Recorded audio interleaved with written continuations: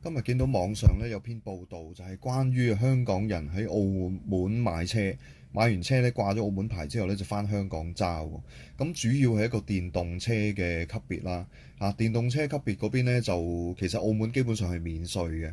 ，even 好似話免牌費嘅。咁嗰個運作個成本就當然係好低啦。買車咧 even 嗰個車個差價都有幾十個 percent 嘅差別喎。咁先講一講咧，澳門其實所有電動車都係免稅嘅，而香港咧好似係50萬以上嗰啲咧就要俾一部分嘅稅金啦。咁所以高端嘅電動車咧，其實嗰個售價嚟講個差距都幾大。就以呢個保時捷 Macan 4為例啦，香港賣緊嘅車價係104萬，而澳門咧只係賣緊69萬嘅啫。而更加高端嘅 Rolls-Royce 嘅 Spectra 咧，個零售價香港係838萬，而澳門係428萬，咁相差達到去呢個48.9%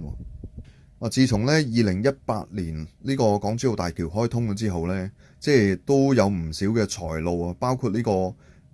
港車入澳呢個政策啦，即係每次都係抽籤嘅，咁有中間人做 agent 咧，就收取呢個十幾萬啊、11、2萬。有3年期嘅時間啦，即係就可以俾你港車入澳，直接揸埋入澳門市區裏邊啊。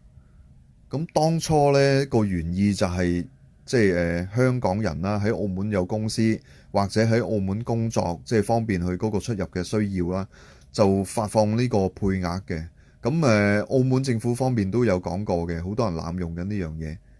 即係本身去澳門又冇呢個公司啦，又唔係喺澳門做緊嘢啦，又唔係喺澳門營運緊啲咩生意啦。咁然之後佢透過一個其他即係唔正途嘅方法呢，就攞咗一個商業登記啦，叫做咁。然之後就申報我喺澳門有工作，就符合呢個資格去抽籤啦。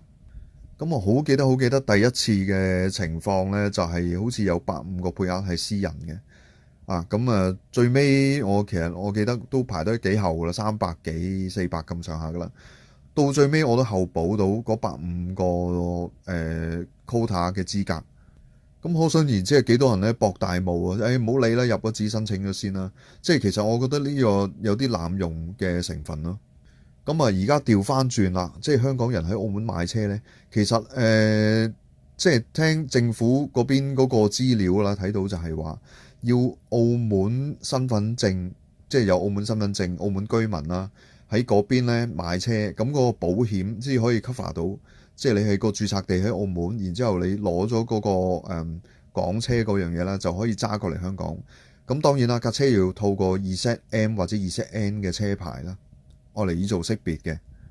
跟我哋香港港車過去澳門咧又唔同喎，因為香港車單牌就 OK 啦。咁如果澳門車咧過嚟香港咧，係需要同時掛有澳門車牌同埋呢個 2ZM 或者 2ZN 嘅香港車牌嘅。咁當然啦，澳門買車有好多好處啦，除咗啱啱所講嘅電動車免咗一橛稅之外咧，就算你買汽油車嘅話咧，牌費都係平好多嘅。一般普通私家車其實講緊千零蚊牌費一年嘅啫。而且咧，澳門咧主要都係用第三保嘅，即係好似冇全保嘅。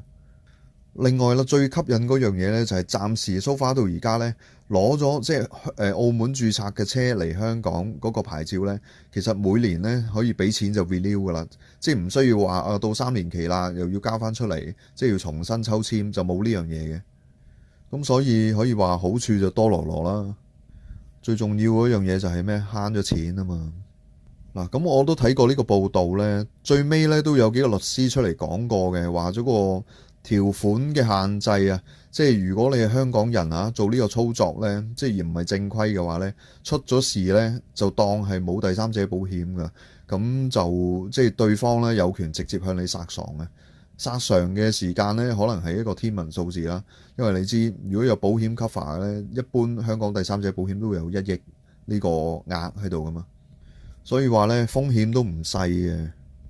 嘅，除非本身你係有澳門身份證啦，係一個澳門人啦，或者係即係